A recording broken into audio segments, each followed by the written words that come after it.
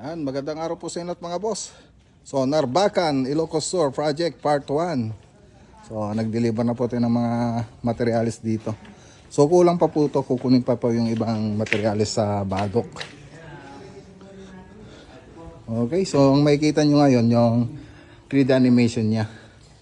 So, yan, makikita nyo dyan sa screen yung 3D animation niya. Okay, so dito, ito lang po yung gagawin natin, itong high ceiling na to. Ayan, makikita nyo yung taas. Ang taas.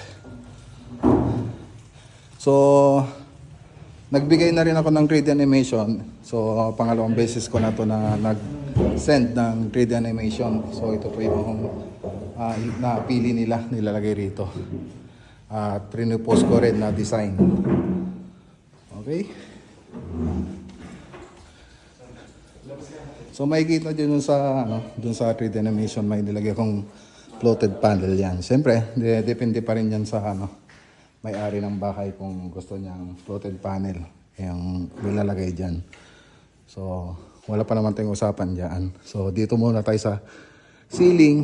So, ang gagawin natin dito, ceiling tapos ceiling paint. So, yan po yung gagawin natin dito mga boss. Tapos yung mga ilaw nito, pag-uusapan pa po namin nila madam. Okay, so yan lang mga boss. Magandang araw po sa inyo lahat at God bless.